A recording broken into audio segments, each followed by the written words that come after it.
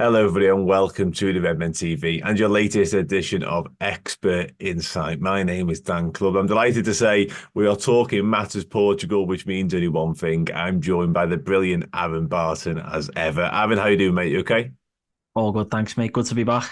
No, our pleasure. Yeah, it's not been that long. It's been about 2 weeks. Last time we were speaking centre halves. A little bit different this time. We're speaking managers. And it's actually a manager's name you mentioned quite a lot because obviously we spoke about two sporting centre backs, Diamande and Inacio, of course. And you were sort of rich in your praise of the job Ruben Amorim have been doing with the two of them. And we're back to speak Yeah, about him because obviously we all know Jurgen Klopp's on his way out to the Liverpool Football Club. The main candidate, I think it's fair to say, remains Xabi Alonso, but every time his name gets mentioned, it's closely followed by watch out for Ruben Amorim as well. So we need to speak about him. We need to find a little bit more out about him because I think we're all pretty well versed on Xabi Alonso now, but not quite so much on Ruben Amorim. So that's where you come in.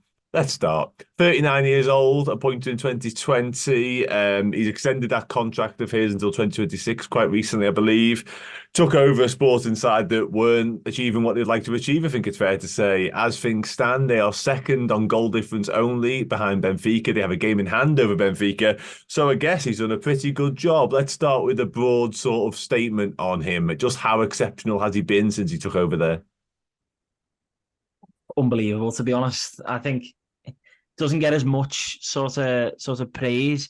I think that partly comes down to the fact that when people speak or when people think about Portuguese football, they think of Porto, Benfica, and then obviously Sporting as like what the three big clubs, like they sort of take it in turns with winning the title. But the reality is that it was a top two before Amorim came in. Sporting obviously were very good in the early 2000s, but they hadn't won a league title for 19 years when he came to the Alvalade. And I don't think you can really underestimate just how much of a good job he's actually done. For my money, they'll win the title again this season. They're the best team in Portugal this season for me. Obviously, we'll see sort of how it pans out, but he's just taken them, I think, from strength to strength. He was. I think a lot of people knew in Portugal that he was going to be a top manager just from the few weeks, couple of months with Braga. He went in at Braga and just put the stamp on the team straight away. Was winning games, was winning big games as well, and then obviously Sporting paid that whopping I think 15 million euros, which was the second or third highest release clause ever paid for a manager. So for a Portuguese club to part ways with money, that much money, I think was a big indication of, they hardly at that point ever spent that much on a player. So to sort of go all out for a manager, they believed they had someone who could transform them and sort of deliver them the title, but also bring them to just back to the top of the league, whether it be finishing first or second, because they had too many seasons where they were just not in the title race at all, to be honest, finishing third and fourth, and they see themselves as one of the big three that should be there competing. And he's made them that. I think, won the title in his first season, finished second in his second season, got to the round of 16 in the Champions League, which they hadn't done for God knows how many years. Last season was a mixed season. They finished fourth, but look at the players that he's lost. I mean, you've only got to look across Europe.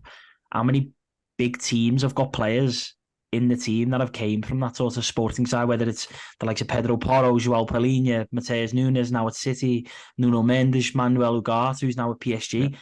They were all sort of part of this Ruben Amorim team that he, sort of got into the first team. It was a very youthful, and the team has just been decimated over the last couple of years, yet he just keeps getting results with different parts, bringing in different players. And I think this season, it helps when you've got someone like Victor Gyökeres up front. But yeah, he's honestly top manager, as you can probably tell from me 5 minutes non-stop waxing lyrical about him. Yeah, absolutely. A glowing praise indeed. But you mentioned Yeah, the transfers they pulled off there, but quite not a strange transfer, that's too far, but unearthing a player from Coventry who's clearly a very good player, but signing the player from the Championship is an interesting route to go down, of course. Mm. But you've obviously, like I say, you praised him sort of profusely there. But I guess the next most simple question is how has he gone about doing all this? How has he transformed them back into a team that has won the title, could win the title again? Like, is it as simple as operating the transfer market? Is it a certain style of play? What's he done? If you can't put your finger on it, how has he managed to turn them into what they are now?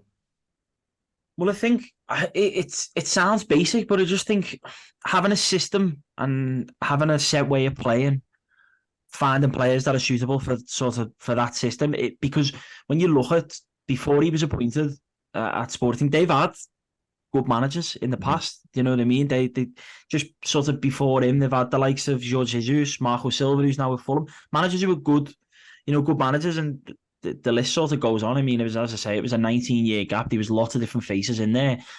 But I think with him, it's this sort of, because it is the system that he brought in, that's the sort of the three at the back is basically the same as what he was playing at Braga. Mm-hmm. So at Braga, he came in straight away and was like, we're playing this way. That's clearly his sort of the way that he sees the game, the way that he sees games being won. And I think having the courage to bring in a lot of the youngsters, the average age in the not the half season, well, the half season as well, he was bringing them in from the sort of the under 23s, but that sort of first full season, the amount of players that he was just bringing in, that like the likes of Thiago Tomas, I think was at the time, was, I don't even know how old he was, and then the likes of Gonzalo Inacio has become this sort of huge figure in his team, and he was a kid when he brought him through. And I think is that he was identifying these different players without having to go and spend massive money by thinking, right, we've got him that might be playing with the under 23s, or this player that's playing, here or whatever, or players that were out on loan. João Palhinha was out on loan at Braga, and he wasn't a kid at the time. He was probably like 22, 23 or something at the time, maybe. But I think he's just got a very good eye for players that will fit his system, and he makes it work. And I think, as I spoke about Gyökeres there, that's like not just for them this season, but for the league.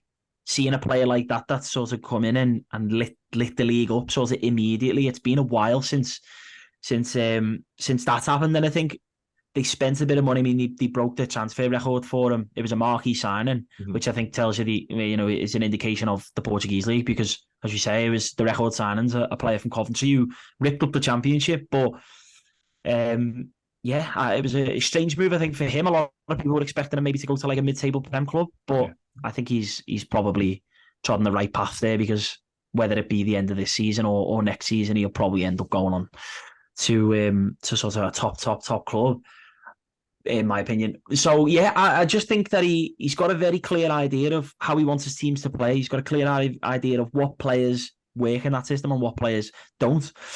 He clearly works very closely with the sort of the youth team coaches to know are there any gaps that they can plug, because players will get injured, and he'll bring in younger players who he thinks sort of fit the role, and as I say, he's done remarkably well considering the amount of departures they've had. I mean, because it's just it was when he first came in as well, especially, there was a Sporting squad that weren't good.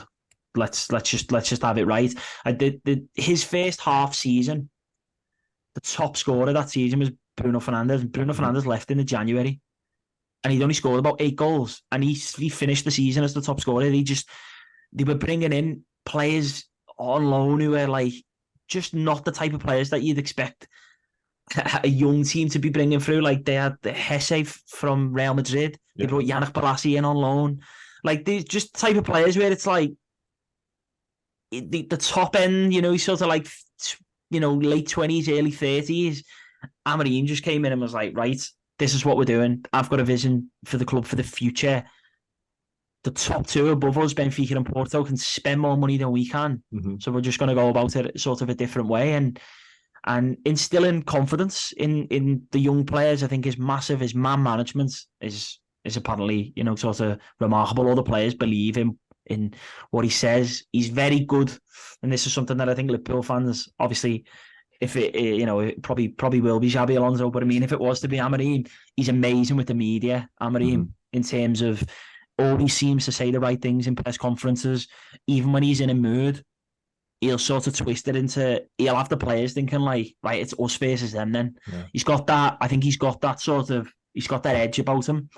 And, there's been quite a few sort of press conferences where you think, yeah, he's hitting all the right notes with, he's got character for a young manager, especially. So yeah, I think it's hard to really boil down, sort of how he's done it, but yeah.